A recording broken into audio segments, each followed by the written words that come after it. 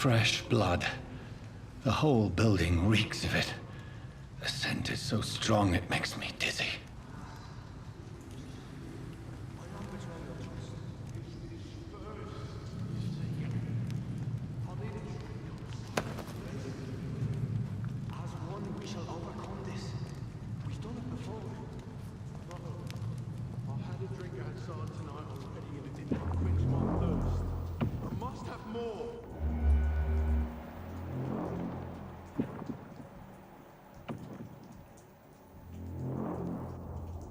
You're my last and dearest friend.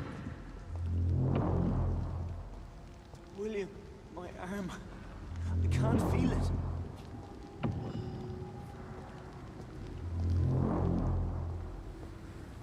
Will, please, let go of me.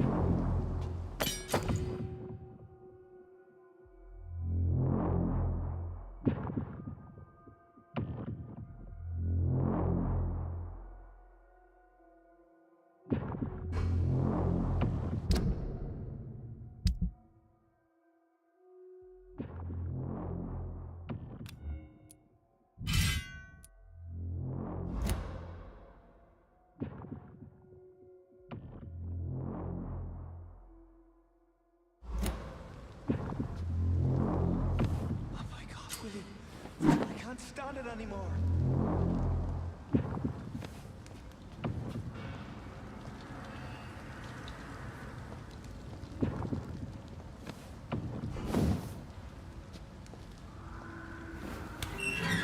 This place reeks of bloodshed. You're my only friend. I know you're hurt, William. Alas, you must give me permission to leave. I'll not betray your trust. It's this first, you see. I need a drink. I'm so Stay with thirsty. me, William. This creature is bedeviled. I must put it down.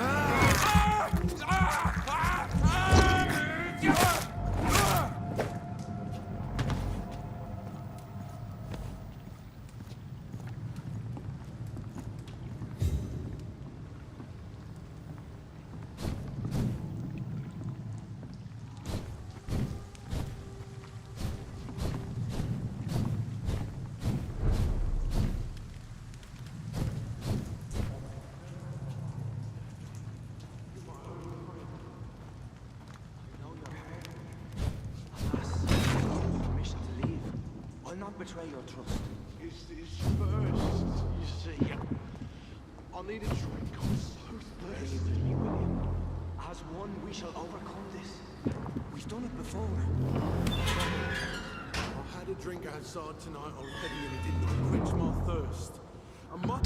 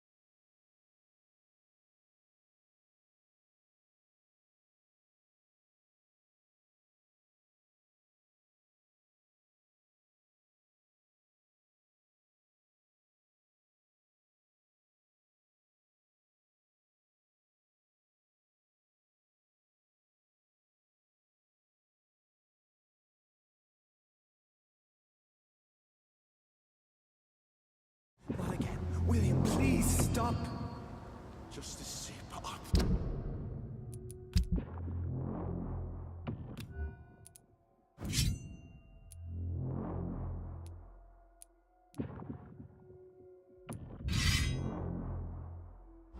Promise, you are my dearest friend. You're my last and dearest friend. William, my arm. I can't feel it.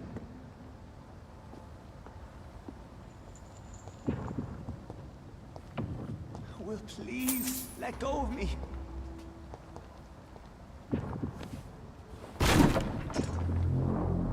Oh my God, William. I can't stand it anymore.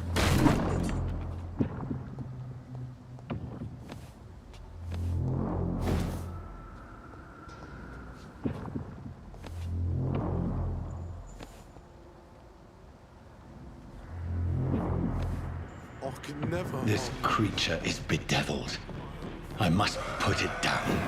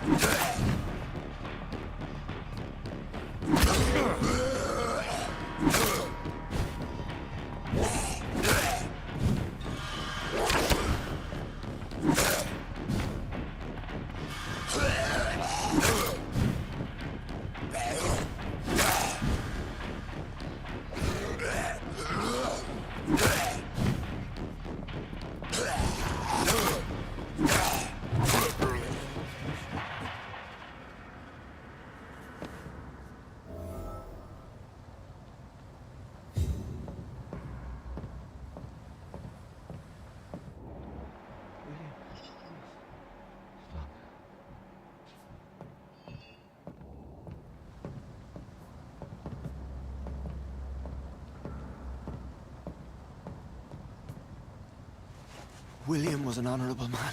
I could have saved him. Mr. Hampton, are you in there? I knew him well, another lost soul, a kindred spirit. Sir, listen to the sound of my voice. I'm a doctor. You're suffering from shock. I must return to my flock. They'll stray without me.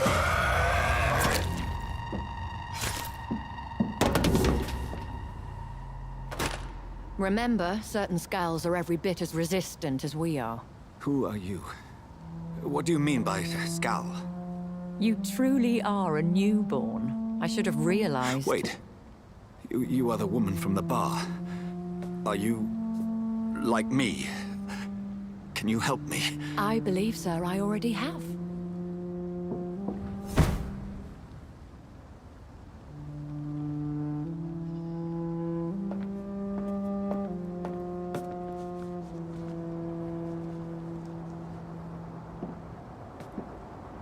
By George and the Saints, you've solved the mystery of these terrible murders. Patience, good fellows, I've come to offer help. Just give me a moment to secure my boat. We can leave this awful place. William was not the evil man they claimed. He was just taken by the thirst. He needed his drink. This man requires medical attention. We'll see he gets to the nearest hospital. No, please, I must tend to my fold. My flock needs me. There, sir. Go with the good Dr. Swansea. He's resourceful, and I'm sure he'll take good care of you. You'd best come as well. The sun is soon to rise, and you'll need a place to rest. I just need a moment. If I can learn something about what has happened to William, I'll be a step closer to understanding what happened to me.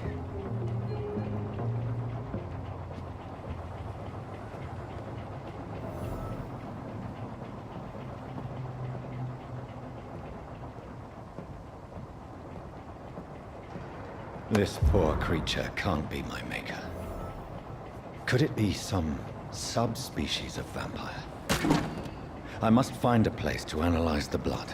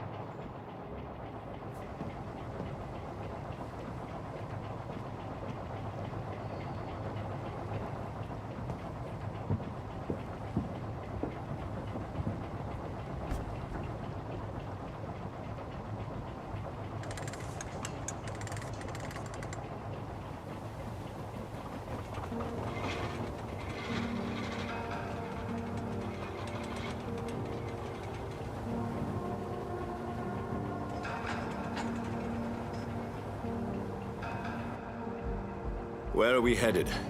We're on our way to the Pembroke Hospital. It's just across the canal. They'll have a bed for poor Mr. Hampton. William was... What manner of creature was he? Predator, prey, villain, and...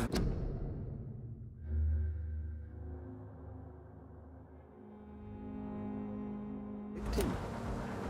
Who can say? The important thing is that he's been stopped. Duly noted. And the woman? What... who is she? What woman? Oh, don't play me for a fool. You used me to locate that skull. You must know who she is. And I thought you a gentleman. You shouldn't talk about a lady behind her back, but I will tell you she values her privacy.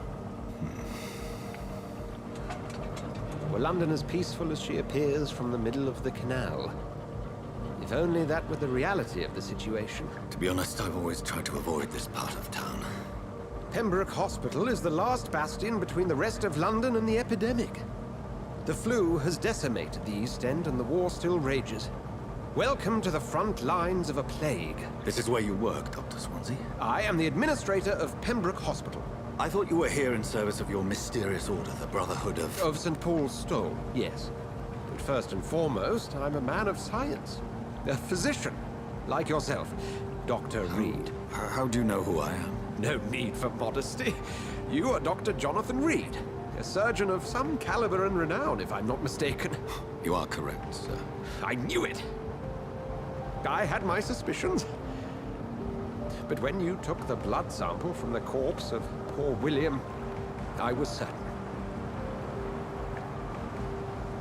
Dr. Reed. Marvelous. Have we met? I attended 3 of your seminars before the war. I have the utmost admiration for your research. And what a turn of fate. England's most esteemed blood specialist returns to London a vampire.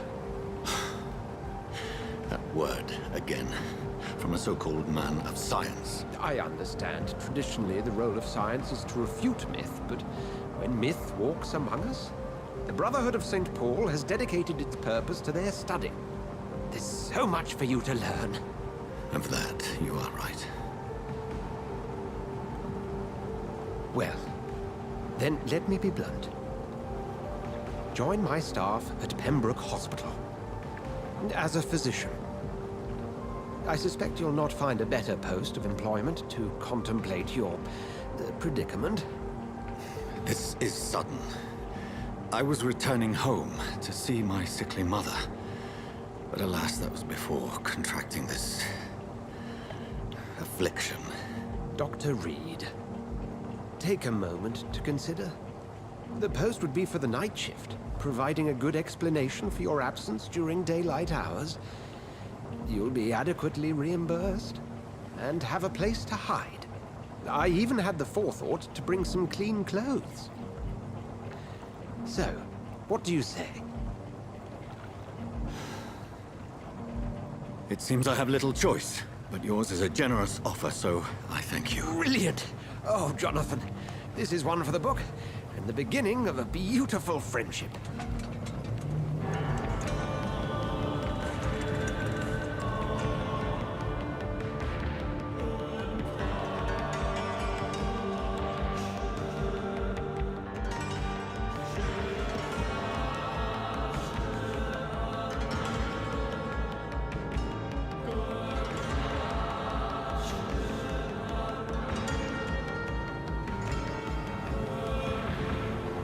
Dr. Swansea, thank goodness. I was beginning to be concerned.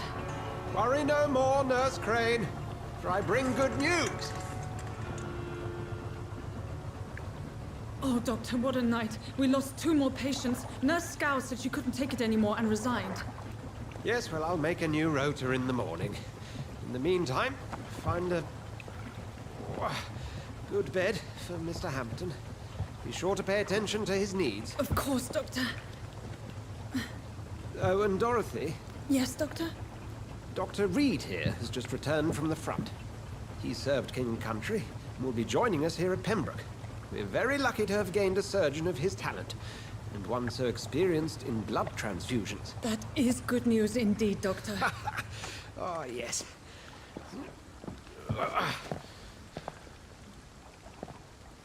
Here at Pembroke, it's not what we have, but what we haven't. It's only thanks to Nurse Crane and the staff that our ship doesn't sink. If you have any questions, just ask her. Duly noted. Thank you. Your assistance is required, Dr. Swansea, immediately. Welcome aboard, Jonathan.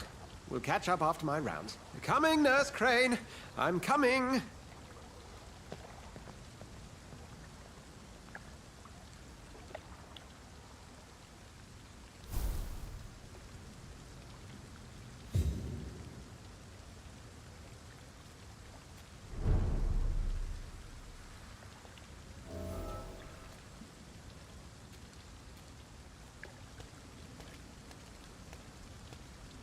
It's okay, Jonathan.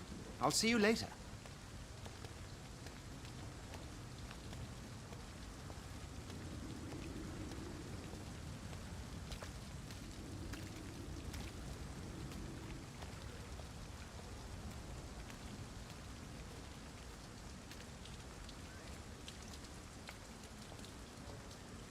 Come on, you bastard! You can do better than that! Nah, it's my turn!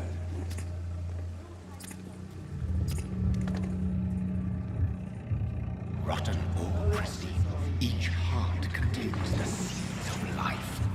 Drink at this river, try it all.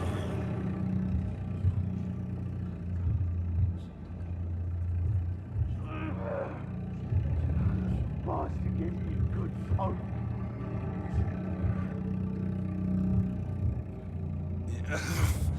Oh, come on, you bastard! I won't bite. Sir, please. You've lost too much blood. Calm yourself. You think I didn't notice? Stop your staring and get me to an hospital, you arse! Insulting a good Samaritan. Not exactly the way to get rescued. All right, sorry. I am in pain here. My guts are spilling out onto the street and you're yabbering on. Yes. That's a very nasty wound you've got there. Take my word, I am a doctor. Dr. Jonathan Reed. Name's Clay Cox. I'd appreciate you helping me to a better place, Doc. Follow me, Mr. Cox. Let me assist you to that better place.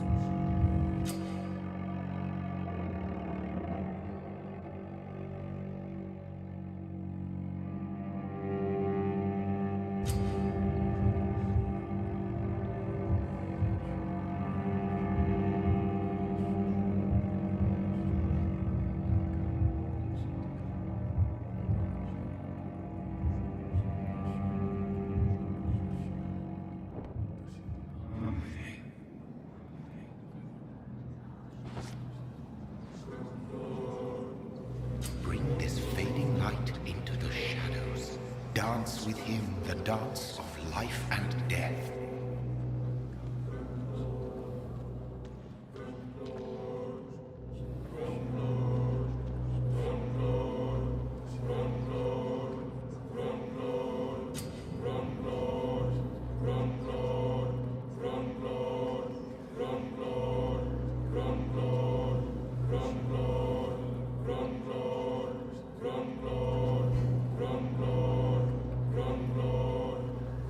No more. Not tonight. Not like this. I will not take another life.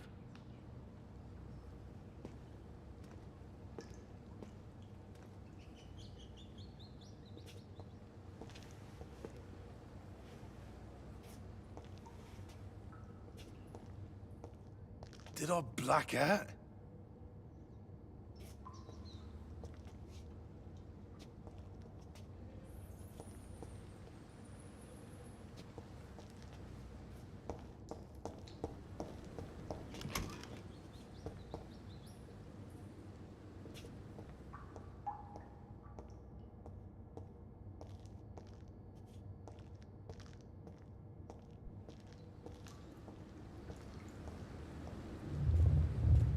It is wise for the huntsman to sometimes let his prey go, but no famished hunter can run for long.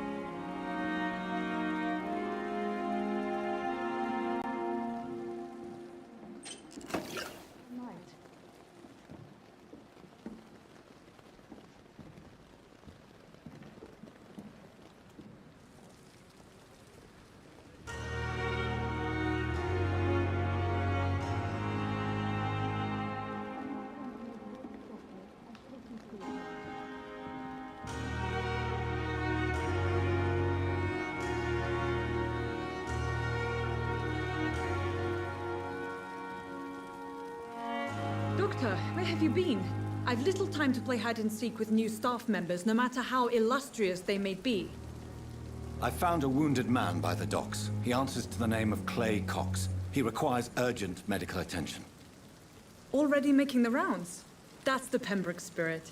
I'll ask our porter, Milton, to bring him back immediately. Thank you, nurse. What can I do for you? Dr. Swansea insisted we provide you a quiet office. You'll find it on the second floor with your name on the door. Thank you. Nurse Crane, isn't it? Yes, Dorothy Crane. Welcome to Pembroke Hospital, Dr. Reed. Your office has been prepared. I would like to ask a few questions first.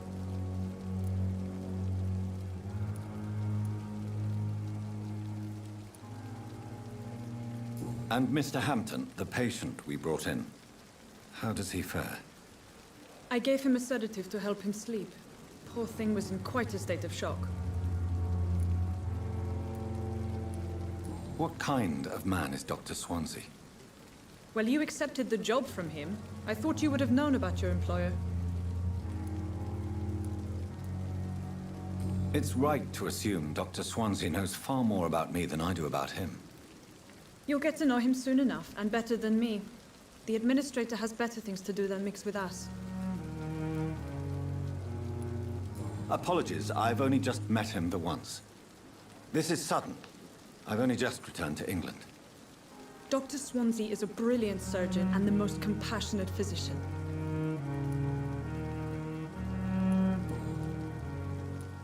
If you could point me in the direction of my room again, nurse. Second floor of the hospital, left after the stairs. It's the last vacant office at the end of the corridor. Thank you, Nurse Crane.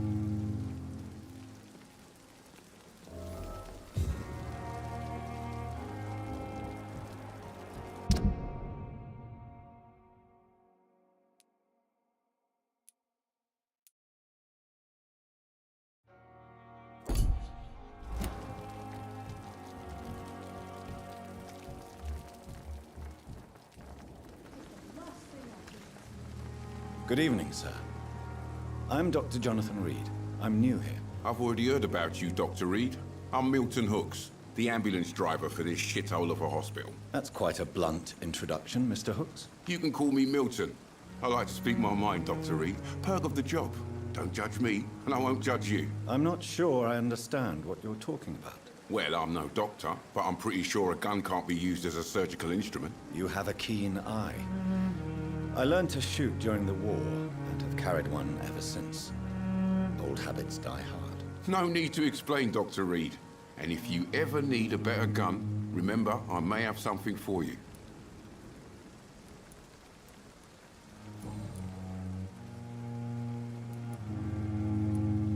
So what do you do exactly in this hospital?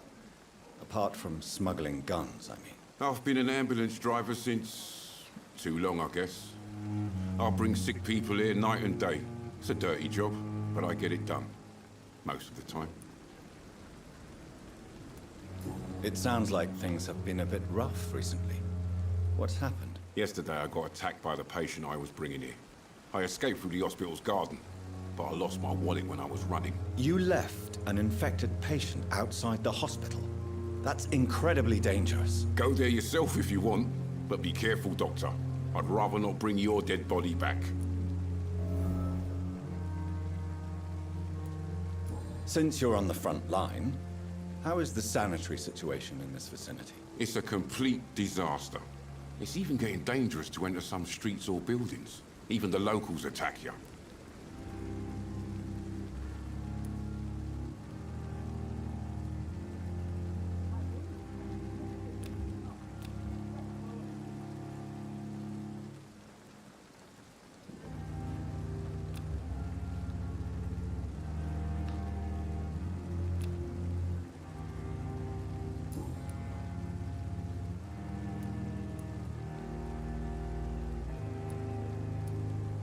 How is the situation around here? You want to hear the situation is all right? It's fucking awful. We lack everything, and it's getting worse every day. Are you really smuggling weapons through the hospital? And why not?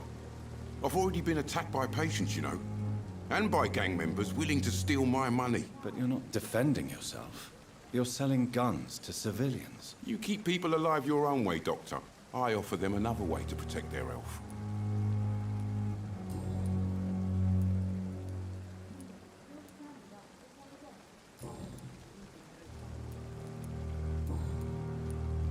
I'd like to see your goods. Wise choice, Dr. Reed. A reliable gun is what everybody needs these days.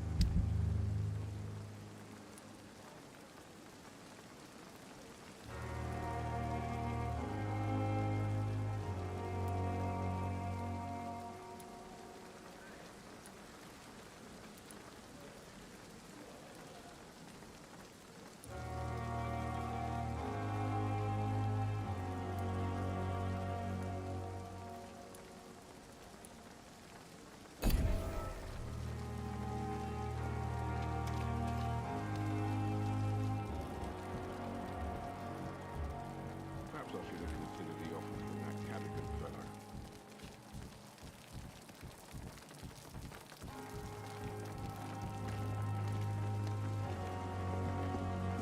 Good evening, sir. So it is true.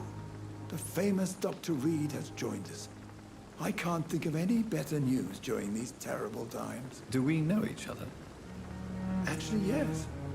We met once before, at the Rockefeller University in New York. Dr. Tippett, yes, I remember. I was assisting Professor Carell in his research about coronary bypasses.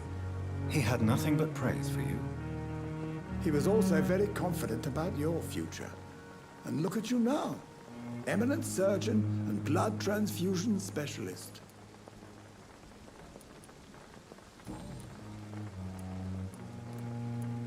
What is the Pembroke Hospital situation? And please, speak freely. This hospital is not exactly the best of London. I'm sure you are used to working in a better environment. It's not exactly the best situation in London either. I can't have expected this hospital to be prepared for what was to come. Don't be misled by appearances, Dr. Reed. This hospital does not lack talented people. It just lacks hope.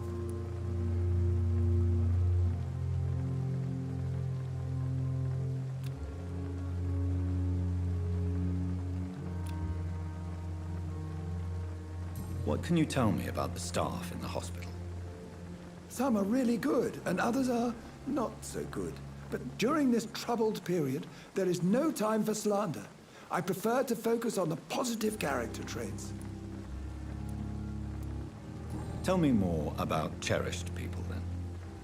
Nurse Brannigan is a pearl. She is the most helpful and dedicated nurse I've ever worked with. A clever and cheerful woman. You really seem to admire her skills. I'll go even further. If she was a man, she would be a damn fine practitioner. Any opinion about the management? I don't always agree with Dr. Swansea's reserve, but I must admit he does all he can to keep this facility running during this crisis. Ah, yes, the burden of command. I was fed up with this concept while serving as a medical officer. Don't get me wrong. Swansea's a good administrator. I just wish he would get out of his office down again.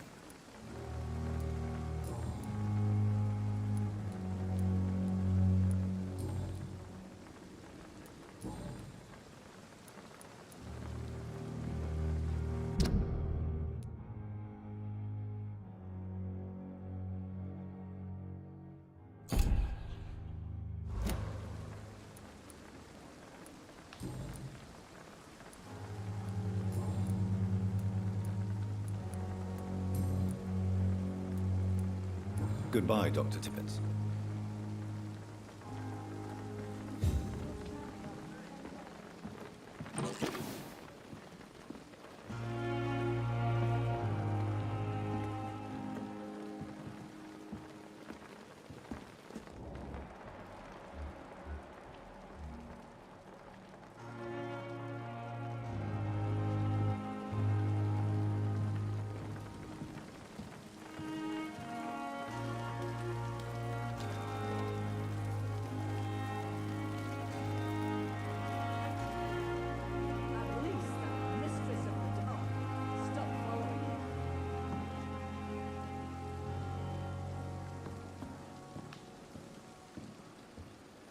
Good evening, nurse.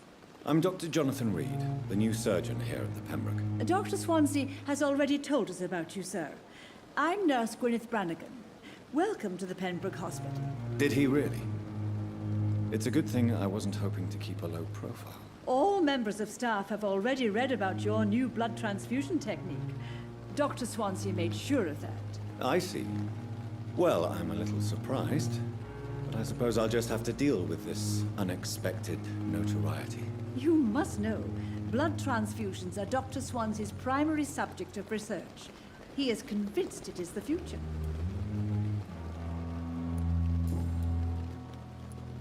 How are things here? Not good, to say the least.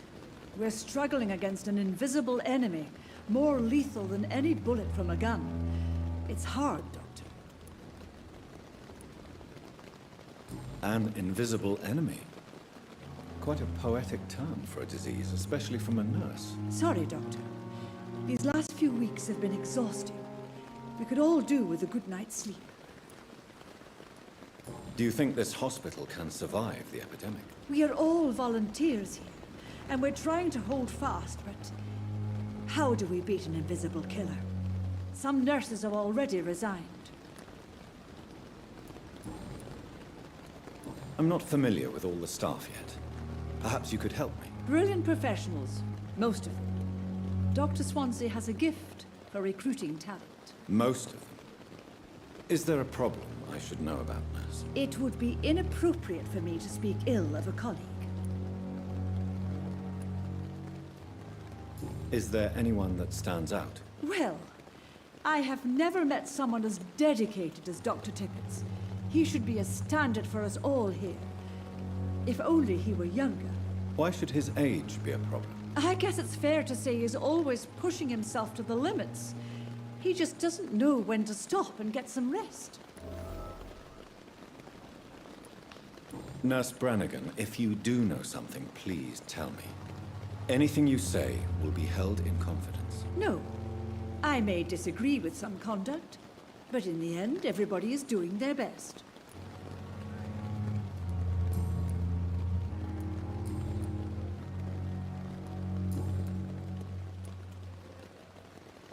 Why does Dr. Tippett claim you're the main reason he keeps working, despite his fatigue? If it wasn't for him, I probably would have left the Pembroke years ago. Dr. Tippett does not think of you as just a nurse anymore, does he? If you're suggesting he's not taking my gender into consideration when it comes to medical practice and knowledge, I really hope he doesn't.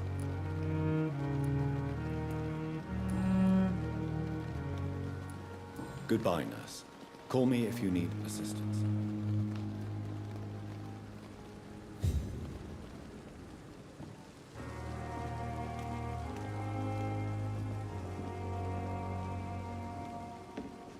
Good evening, Dr. Tippett. Dr. Reed, any good news to share?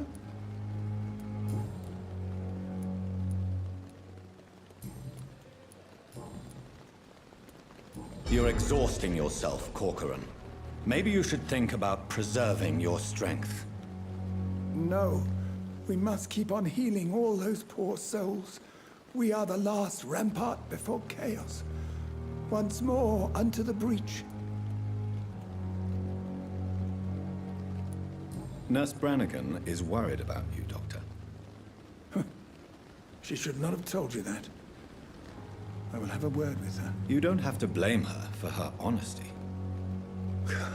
I'm not that kind of man, my dear Jonathan. Actually, Nurse Brannigan's opinion is the only one I may listen to.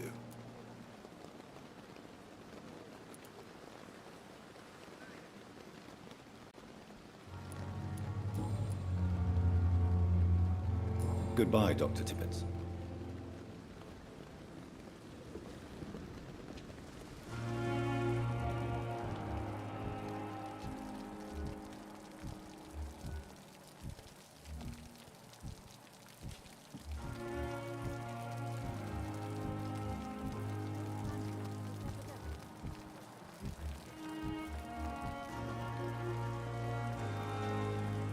Another night.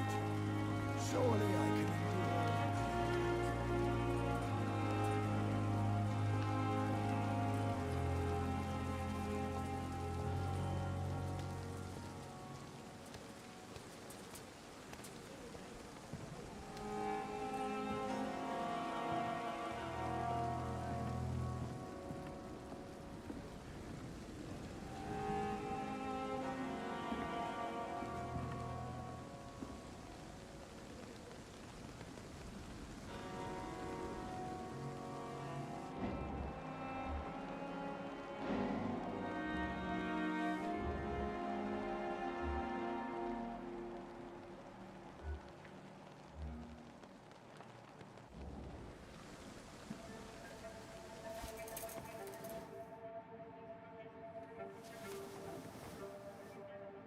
How can I be sure I'll not find your unconscious body in the house again?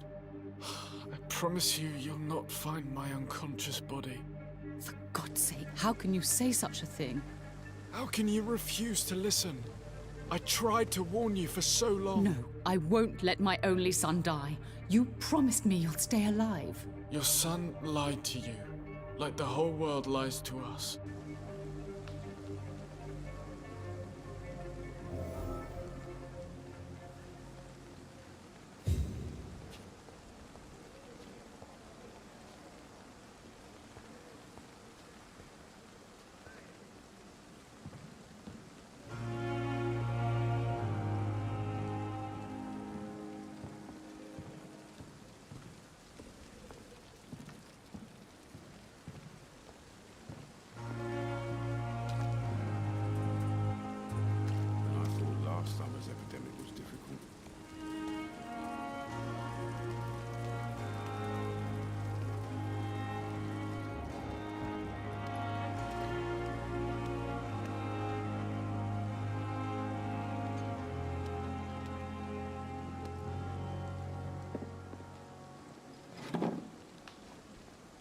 At least that mistress of the dark stop following me.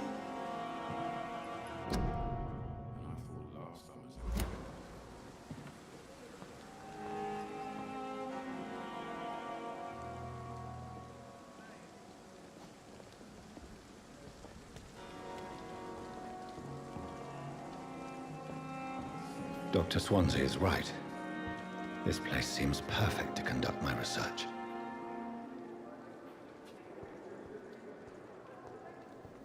Time has lost its effect on me, but the suffering continues. Disgust on every street corner. Daily routine.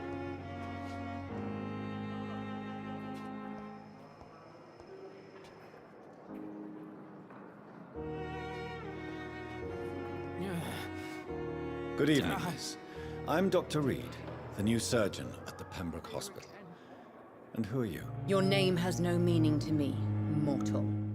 You're nothing but dust blown by the winds of eternity. I beg your pardon. What are you begging for, mortal? My clemency?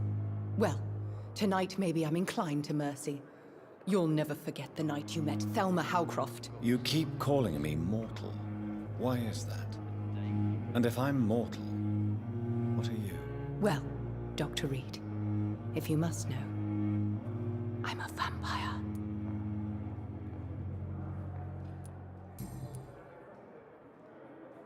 And why do you believe you're a vampire? I don't need to believe anything. It is what I am. It is what I feel within this hollow shell of flesh. Please, describe to me how you feel. What is it like to be a vampire? I can hear my body crumble from the inside as my flesh cracks and fades. I sense the last pulse of postulant blood within my drying veins. I need new blood. I see. Have you ever heard of Cotard syndrome, Miss Howcroft? Never. It's a mental illness discovered by a French neurologist named Jules Cotard. The affected patients are delusional. They believe that they are putrefying, that they are dead, a ghost or a ghoul, or in your case, a vampire. Delusional, you say? Oh, sad and petty mortal. You can't even begin to understand the concept of immortality. And you think it is I who am delusional. I'm assuming you must be a patient here. Am I right, Miss Howcroft? It's only a cover.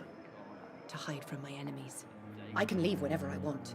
As a woman, a spirit, fog, or bat. Who are these enemies you mentioned? Can you describe them? I cannot say for sure. But I sense their eyes on me from nearby. I feel them watching me every time I visit the garden near the morgue. The staff here are not your enemy. They're here to help you, to care for you. I'm not speaking of the doctors in white. I'm speaking of the men and women who hunt me. For I am a vampire. I see. Don't worry. These people will not find you here. I'll personally make sure they leave you alone. Thank you, mortal. But do not interfere with them, for you are no match for those that hunt me.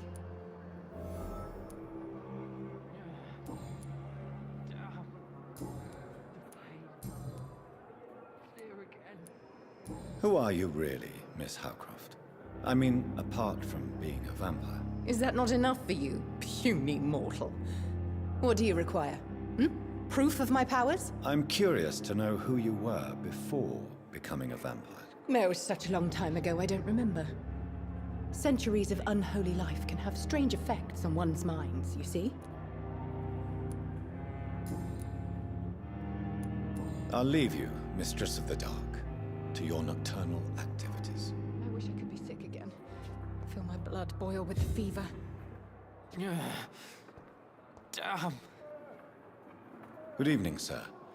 Can I help you? Unless you're here to fix my face. No. I don't think you can help me. I'm Dr. Reed. I've recently taken the position of head surgeon here. War injuries, am I right? You guessed right, Doctor. German shell took my pretty little mug right off. But they still call me Thomas Elwood.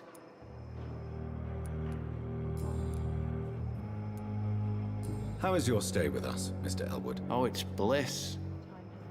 I just escaped death in the trenches to be surrounded again by the moans of the dying. Can I ask you precisely why you're a patient here? It's the pain, sir. The drugs don't work. It just hurts under the scars, if you get my drift. Who is treating you? Is someone in particular looking after your case? Nobody since the old and tired doctor spoke to me. Started to think I was forgotten about. Wouldn't blame you. You don't seem worried by that. My face hurts so much more when I smile or cry. I've learned it's easier not to speak. But be assured I'm smiling inside. Can I do anything for your pain? Nurses gave me a bunch of pills. No effect.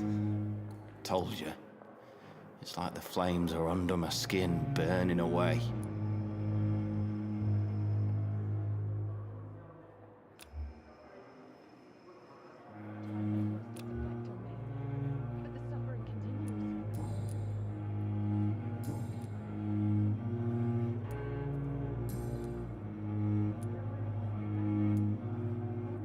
Where were you stationed, sir? Did you serve for long? I really don't want to talk about all this shit. No offense. I was pushing too much. I served in France myself. I just wanted to know what happened to you. You were an officer, weren't you? Then I doubt we fought the same war, sir. No offense. How close are you to Miss Hallcroft? Are you aware that she thinks she is a vampire? To wait for her next nibble is the best reason to stay here. Every time she approaches my bed, she treats me like something tasty. A normal person. Aren't you afraid? She may hurt you if the game goes too far. She's quite harmless, I can assure you. Her head's broken inside is all. While I'm busted on the outside. But she's still beautiful. Living proof that there's hope for me.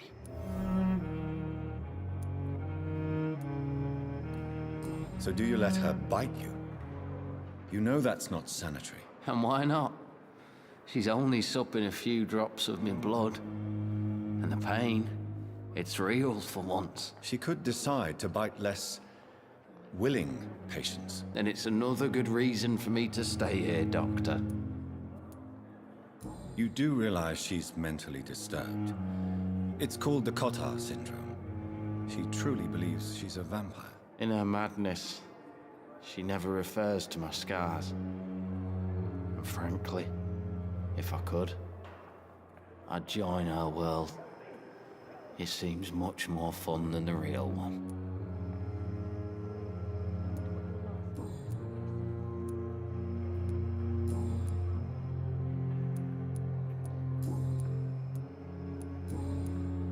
Goodbye for now, Mr. Elwood.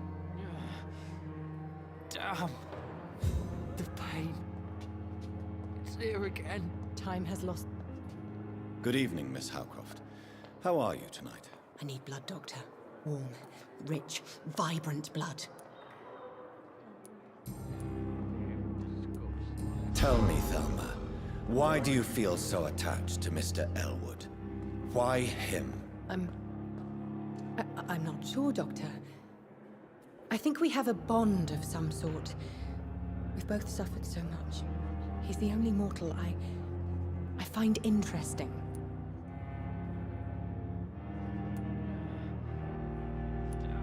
Would you say you and Mr. Elwood are romantically involved? No.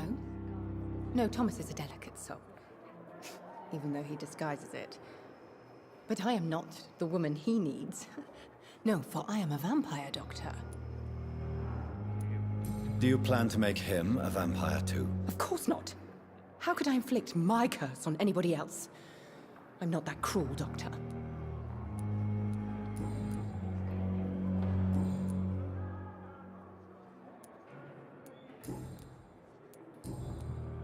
I'll leave you, Mistress of the Dark, to your nocturnal activities. Time has lost its effect on me. But the suffering continues. And what of my own life?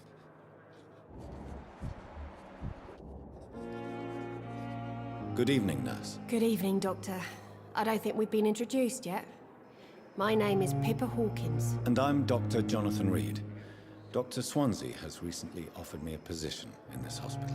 Well, it's a euphemism that your help will be appreciated, Doctor.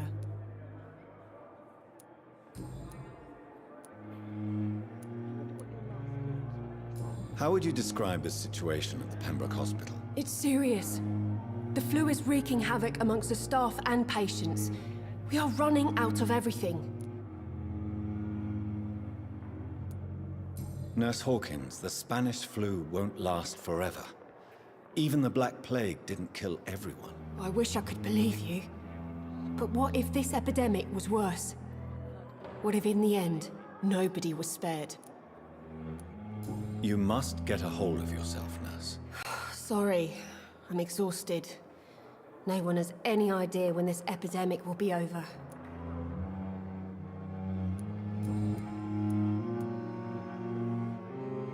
How long have you been a nurse? Well, long enough to see that the epidemic is winning.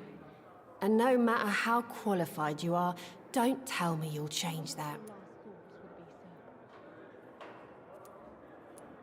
You'd be surprised what dedication can achieve, Nurse Hawkins. In medicine, sometimes we're just a test result away from a miracle. Sorry, Doctor. I don't want to sound bitter, but I'm just too tired to give a pep talk like Nurse Brannigan. How is the Pembroke staff coping with the epidemic? Not well.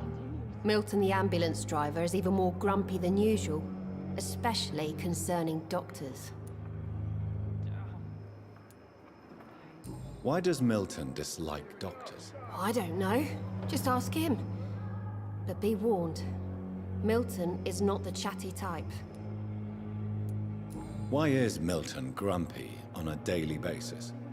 Is it just an act? Milton's not the kind of man who's bothered about a bad reputation, whether he deserved it or not.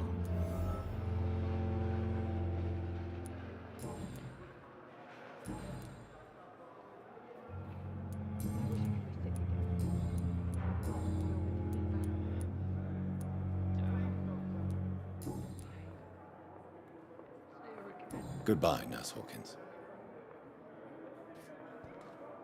I wonder what your last thoughts would be, sir.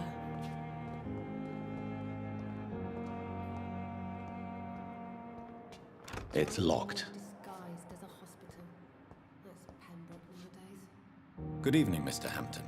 How do you feel? Dr. Reed, is it? Oh, sir, I must apologize for my behavior. What do you mean? I was not myself in the factory. Fear and exhaustion made me say awful things to you, I'm afraid. You remained perfectly nice and polite.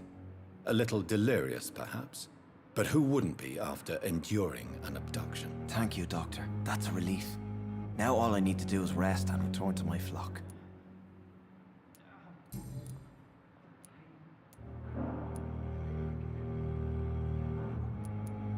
How did you end up in William Bishop's den? I had received alarming news about his recent behavior. I went to his place and he refused to let me go.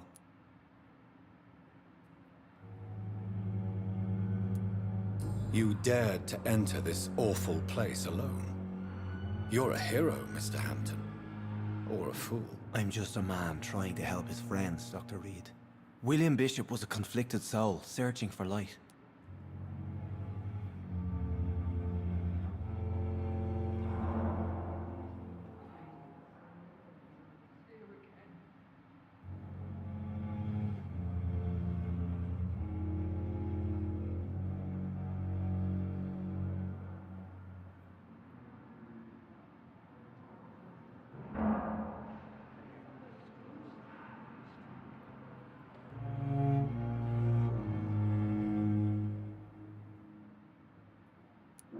Why did he abduct you? William was an alcoholic. His addiction suddenly changed to blood.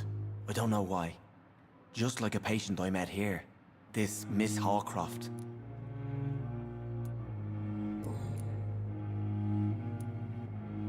Do you know Tom Watts, the bartender from the Turtle?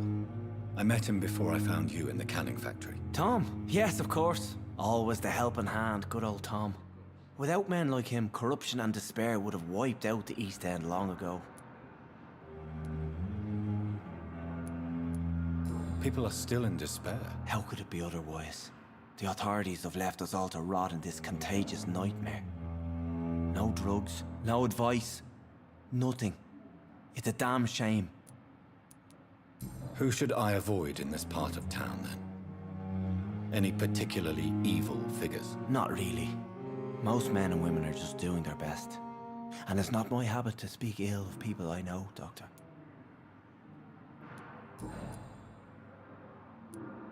What is the general situation in the East End docks? The situation has always been tough, with a lot of tensions between the gangs and the dockers' trade union. The wet boot boys are very nervous since they lost their leader. Has the gang been threatening you? Ah, no. I've had this nickname for so long, you know, the sad saint of the East End. No one dares to bug a saint, not even criminals. Who leads the gang now? Since Clay Cox went missing, it's his wife Edwina who runs the show, with the assistance of her minion, Booth Digby.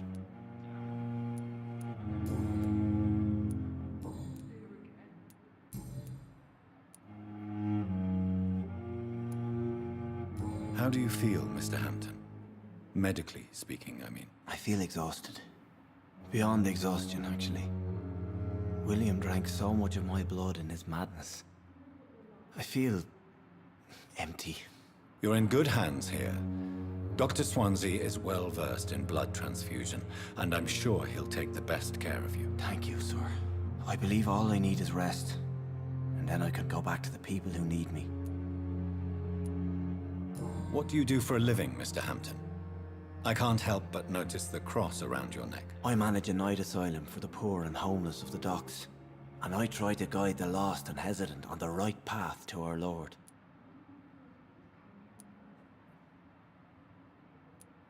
Are you a priest, Mr. Hampton? A deacon, maybe? Not at all, Doctor. I'm just a man of faith willing to preach the good word. Why didn't you use your cross against William Bishop? To repel him somehow? That's a very strange question, Doctor. A cross is no magical token, if that's what you were trying to say. Not mine, anyway. Have you made friends since you arrived? Not really, but I recognize Miss Harriet Jones. I knew her when she lived by the docks. That poor woman had such a miserable life. You never came to see her here at Pembroke?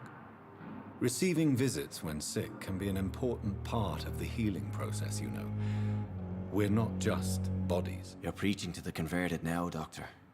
To be truly honest, I thought she was dead. She left the docks many months ago. Goodbye, Mr. Hampton. We'll talk again later. So many deaths. And what of my own life? Damn. The pain. It's here again.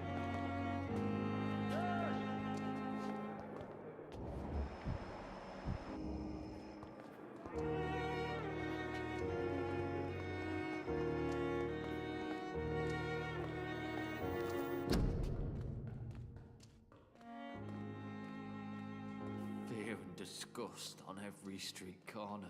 A daily routine.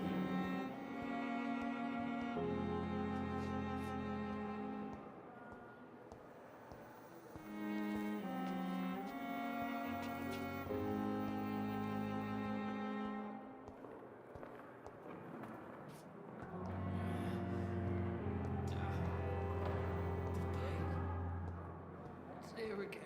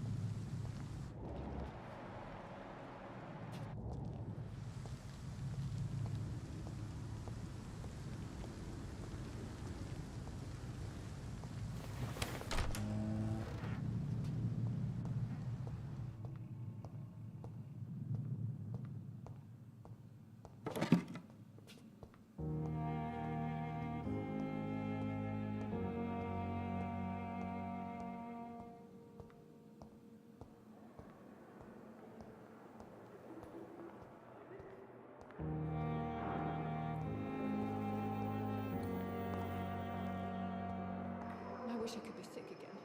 Feel my blood boil with fever.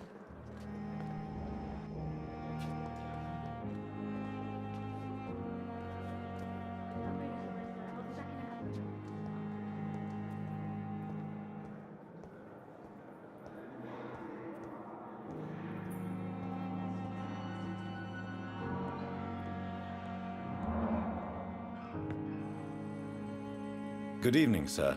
I'm Dr. Reed.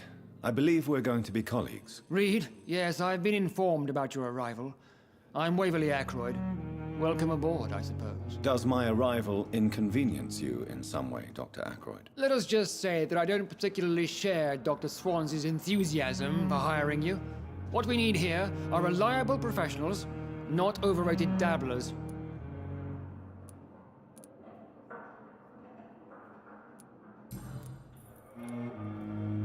I don't know what you've heard about me, but I have already proved my value as a practitioner. I don't question your skills, Dr. Reed, but your motive. Is it money, fame, or are you truly dedicated? And what exactly is that supposed to mean? I served in the war just like you.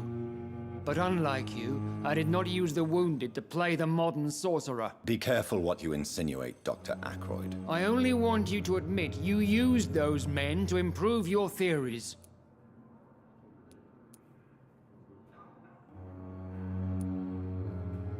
I don't see any reason why I should justify my actions to you. That's true, Dr. Reed. The only judge has to be yourself. The question is, are you judging yourself hard enough? It seems you have bad memories of your military service. I refuse to see this industrial slaughter as scientific progress. War only reveals the worst in men. We can at least agree on something, Dr. Ackroyd.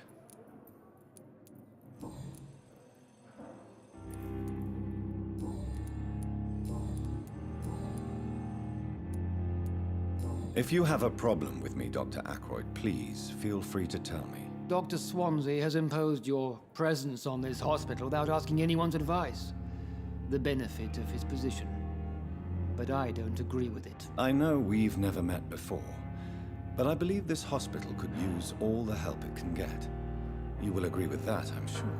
Oh, but I have heard about you, Dr. Reed. Of course, you can't say the same about me, since I have not wasted my time courting the press.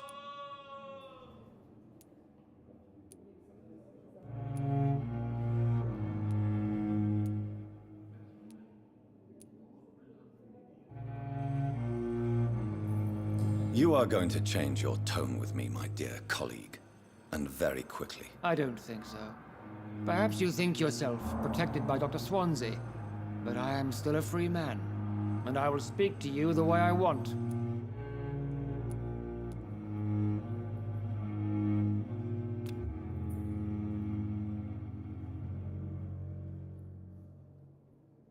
Since your tenure in this hospital is longer than mine, perhaps you can tell me more about this place. Let's just say I'm tired of the carelessness around me.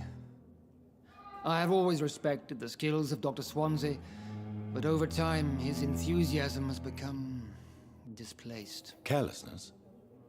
Exactly what are you talking about? We're here to save lives.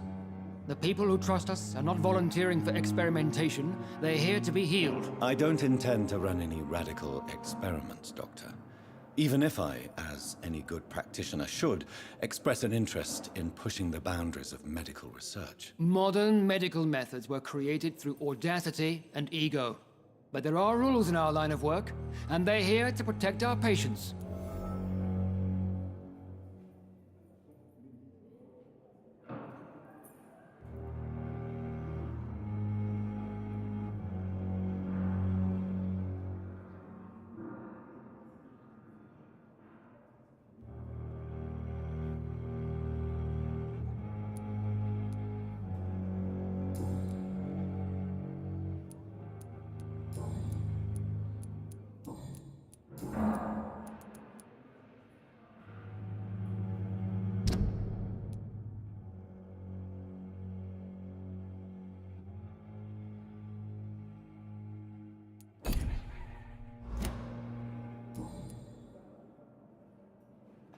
Thank you for your time.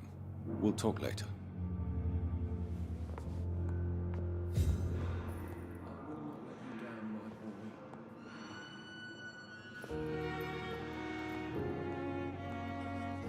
What can I do for you, Doctor?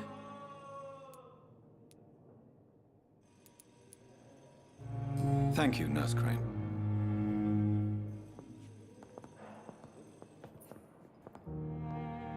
My sweet girl. Reads me like a book. I never could keep anything from her. Good evening, madam. Can I help you? It's my son who needs you, sir. I'm Dr. Jonathan Reed. How can I help your son? I'm Beatrice Goswick, mother of Mortimer Goswick. Could you check on him, please, Dr. Reed? I've heard much of your talents as a physician.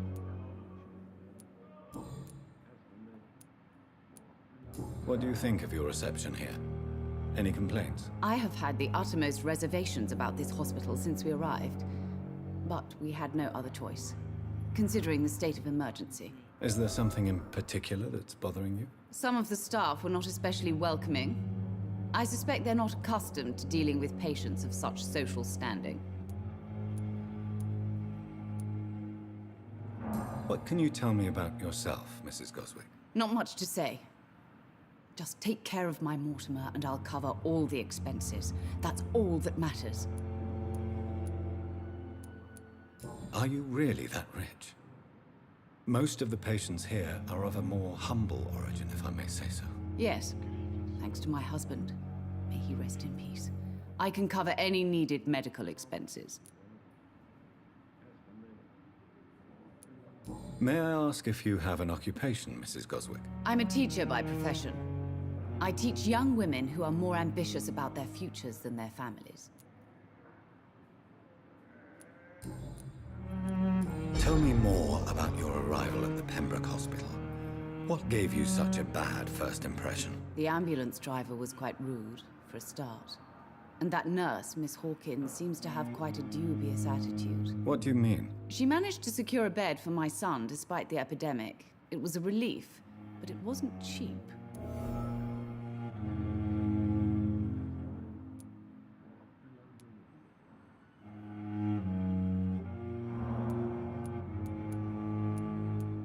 I share your concern, Mrs. Goswick. Be sure that I'll talk to the people involved. I don't expect compensation, Dr. Reed. But I'm aware such behavior would not be tolerated in other hospitals. She charged you for a bed? Yes, and I paid without question, considering the urgency of the situation.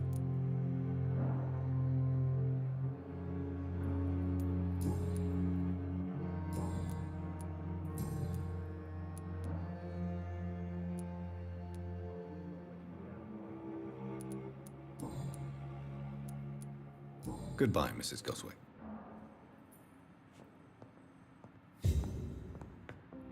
Good evening. I'm Dr. Reed. Can I help at all? No. Really?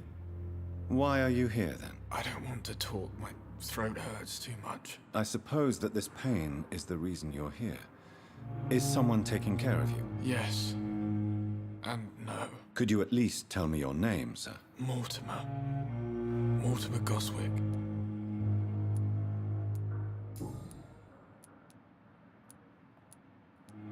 How painful is your throat, Mr. Goswick? So painful I'd rather not talk at all, Doctor.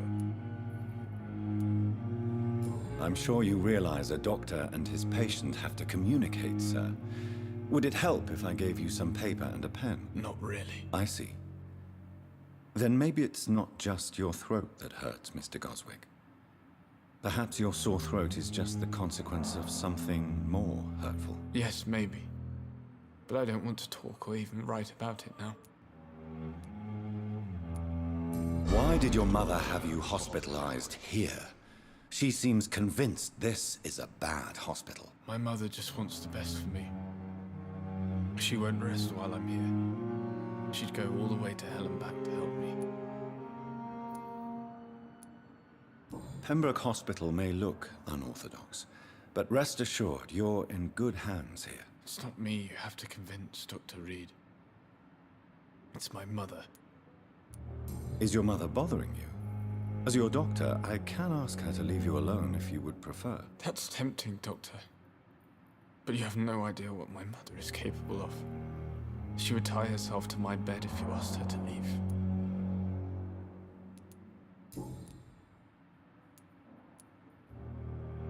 How painful is your throat, Mr. Goswick? So painful I'd rather... I'll let you get some rest, then. Good evening, sir. Doctor. Good evening, Mr. I'm okay.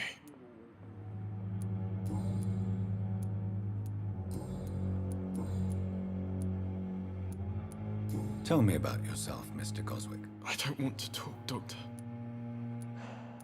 Admit it, Mortimer. Your mother had you hospitalized here because you tried to kill yourself. Yes, it's true. All right, then. This is the first time we've really shared information about your case. Shall we call this progress? Call it what you want, Dr. Reed. You can trust me. I won't report you to the authorities. My one and only concern is your health. I guess I should thank you, then. Can I help you in any way, Mr. Goswick? I wrote a letter for my mother. She was supposed to read it after my death. But I suppose she doesn't have to read it now. I see. And is this letter still near the place where you tried to take your own life? Yes. And I don't want anyone reading my last words. I mean, I'm still here. If you bring me back that letter, then perhaps we'll talk.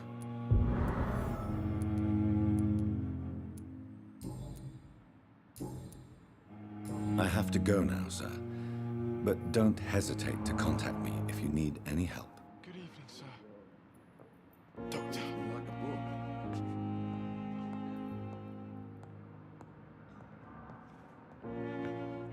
Good evening, Doctor. How is my son doing?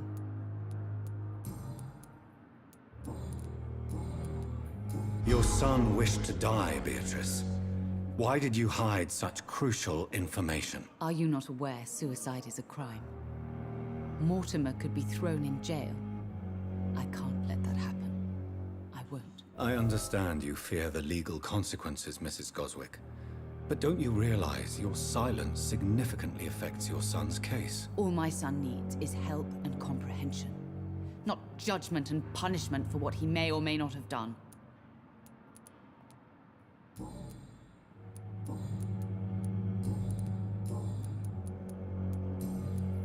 Goodbye, Miss.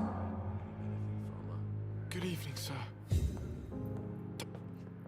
Good evening. I'm okay.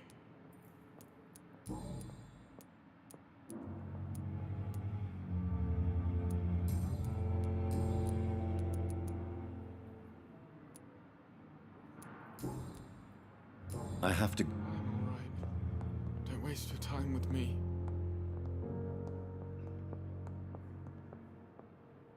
What can I do for you, Doctor?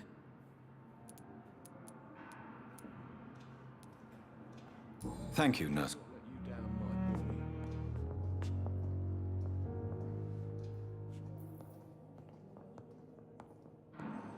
This hospital seems to be falling apart. Good evening, sir. I'm Dr. Reed. May I help you? I don't know if a third opinion is needed. Your colleagues are already arguing about my condition. I see. Would you mind telling me more about your situation? I'm Harvey Fiddick. All I want is to get me bloody arm fixed properly.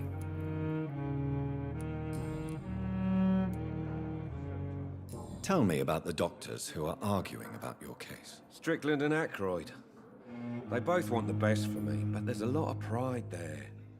Doctors are no different from carpenters, it seems. What do you mean? I often had professional arguments with rivals on a building site. Difference is I disagreed about wooden nails, not flesh and bones. Are you satisfied with your treatment here? Well, it's clear that I've chosen a bad time to be injured. Forgive my bluntness, but you seem overwhelmed by cases of the flu. I won't lie to you about it. I'm afraid we are. Are you sure you don't want to operate yourself, Dr. Reed? I have the feeling you're very capable. And your colleagues seem to think so too. In other circumstances, you would be right. But for now, I don't think I can take on the responsibility. My apologies. Tell me about yourself, Mr. Fiddick. I'm just a regular guy waiting to get his arm fixed, so I can return to work and to my family. I was more curious about what you were doing before being hospitalized. I'm a carpenter. And a good one, too. But that means I need both arms to feed my family, Dr. Reed.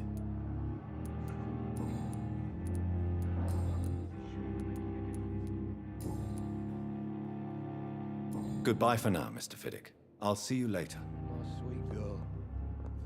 Reads me like a book. I'll never could get it.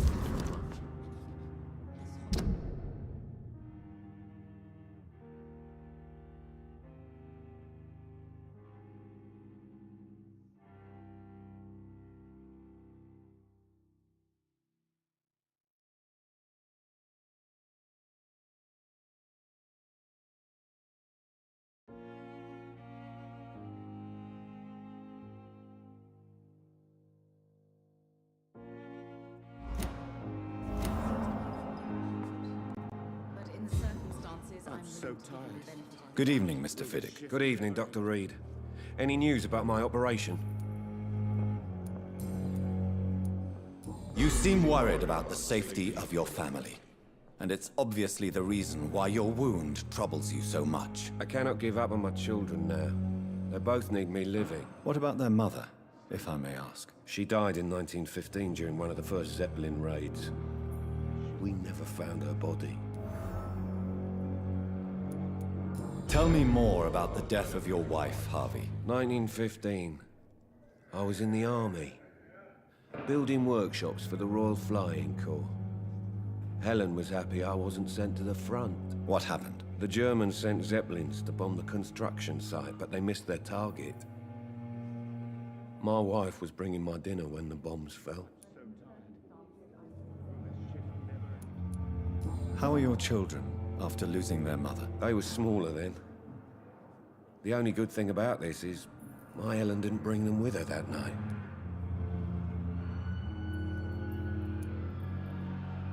I'm sorry for your loss. So many died during the bombings. I served in France and witnessed the carnage there. I would like to say that she didn't suffer. Truth is, I have no idea. I just know that I'm all that me kids have. Poor little bleeders.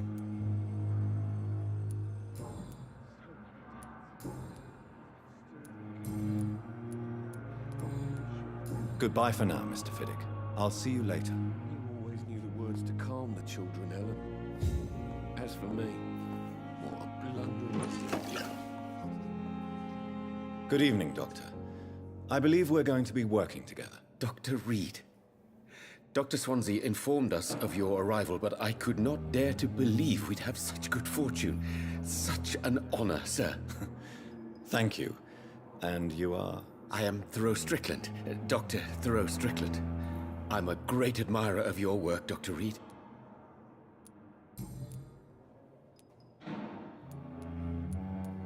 Please, could you tell me something about yourself? I'm a great admirer of your work concerning blood transfusion, Dr. Reed. I run my own experiments. I'm convinced it's the future. I based my technique on my mentor's research.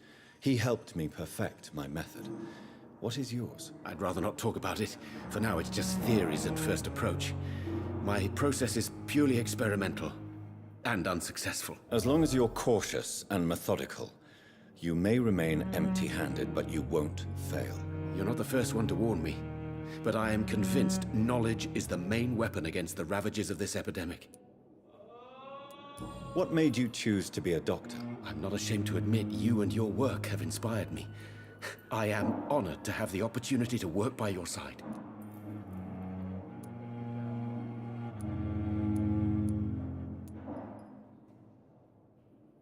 You will obtain nothing from me by flattery, my young colleague. Oh, I was not flattering you, sir. Not at all. Just clumsily expressing my sincere admiration.